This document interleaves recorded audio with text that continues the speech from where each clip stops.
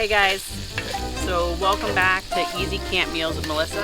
Tonight we're actually, instead of cooking in my garage, we're gonna cook at the campground.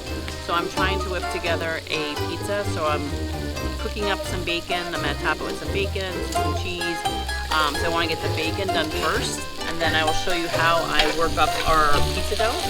So we'll cook it over the fire.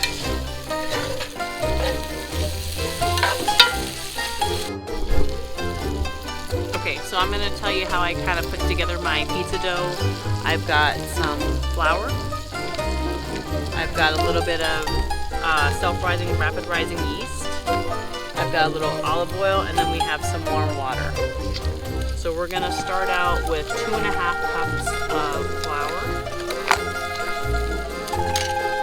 Yes, I do use a measuring cup when we're even making camp meals. I just try to bring one to make it simple. I usually just bring a half cup and I can measure out everything. Easy with that. Pizza! Get our 2 cups going.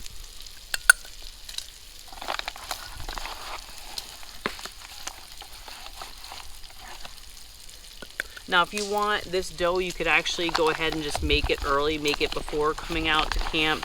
That would make it a lot easier if you want it that way, and then just kind of put it together when you get out at the campsite. And there's 2 cups, and we'll get 1 more.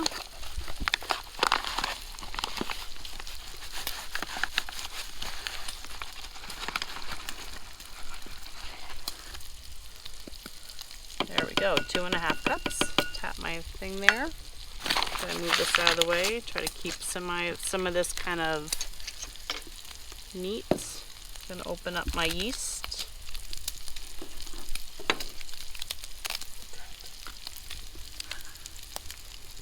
So this is the rapid rising, self-rising yeast. We're just gonna dump that right in there.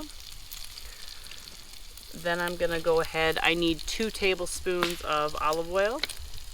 So I'm gonna make this easy. I'm just gonna use a regular big spoon to measure out.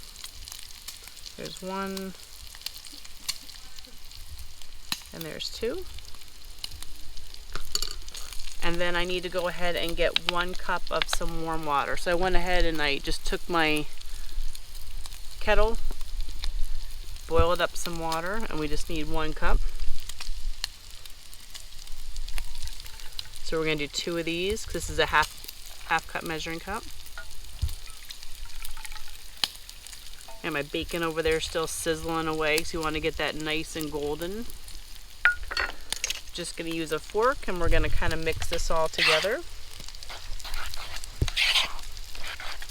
And we're just going to make a little dough. So it's going to kind of work itself together. You got to give it just a couple minutes to kind of all of it come together. All those dry pieces kind of form and come into a ball.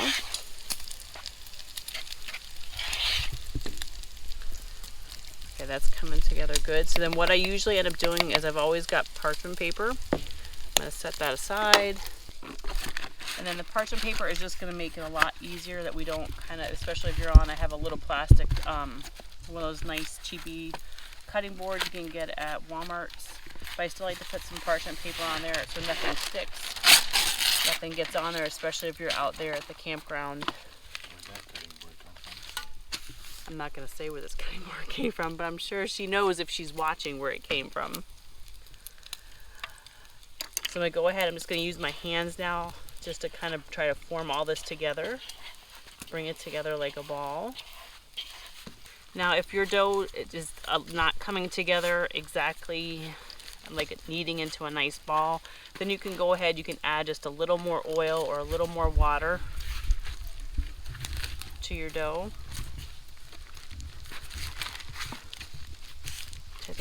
And then kneading, all it is just kind of folding the dough over, pressing your palm in, pushing down to just kind of rotate every couple of turns, so that way you're kind of making sure everything's incorporated into the dough. If it was really wet, I would add a little more flour, but I don't think this is too wet. So what I'm going to do now, I'm actually going to use the same bowl I just had and move my dough over. I'm going to get rid of some of this extra little bits in there. I'm going to take a little bit of olive oil. I'm going to put it in the bottom of here. And then what we're gonna do is we're just gonna turn this around. That way this dough actually comes out. Keep that ball shape. And then we're gonna cover it for like 20 to 25 minutes, just so that way we give it some time for it to rise up before we can roll it out. There we go, and we'll set this aside. Okay guys, so we've had about, I think we've been aside 25 minutes. We're gonna uncover our dough.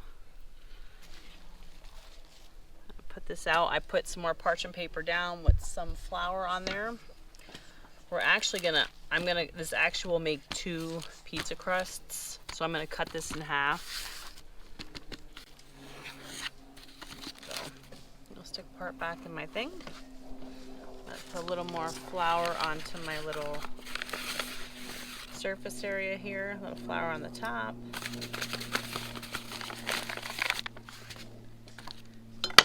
We're just going to shape this.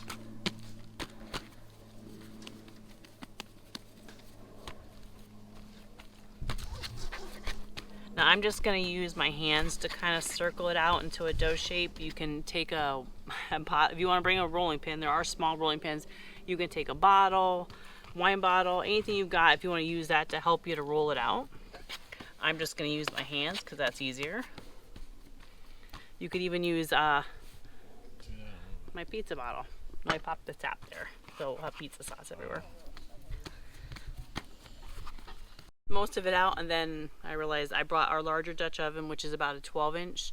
So you can actually half it if you're gonna make like an 8 or a 12-inch Dutch oven, but since I brought our bigger Dutch oven, I went ahead and just put the one recipe for dough and used the whole thing instead of dividing it in half. It did get a little hard to do with my hands, so I used a can to help me to roll it out, which I brought. I'm leaving it on the parchment paper. Now I'm just putting some fork spots in here. This is just gonna help the dough that when it cooks, it does not puff up.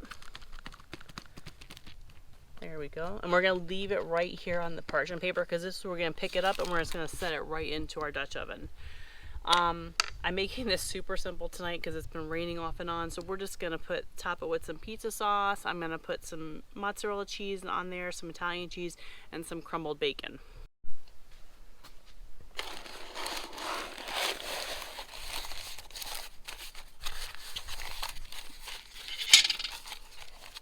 Okay, so there we go. So we just took that one whole piece of parchment paper, just kind of dropped it off in there. You can see our little fork marks. I did put the Dutch oven in our campfire on top of we had burned down some wood. I said coals earlier, but it was actually just some wood. I set that on top of there to kind of preheat this a little bit. Now I'm just gonna go ahead and grab our toppings. I've got some tomato sauce. We're gonna put some of this on top. Pizza sauce. I want to say thanks to our friends with Dome Life for giving us this idea. My first time making homemade pizza dough. So, okay, so I got some sauce on there. I think that's good. Got a little bit more on there. I have some pizza cheese. Go ahead and sprinkle that in there.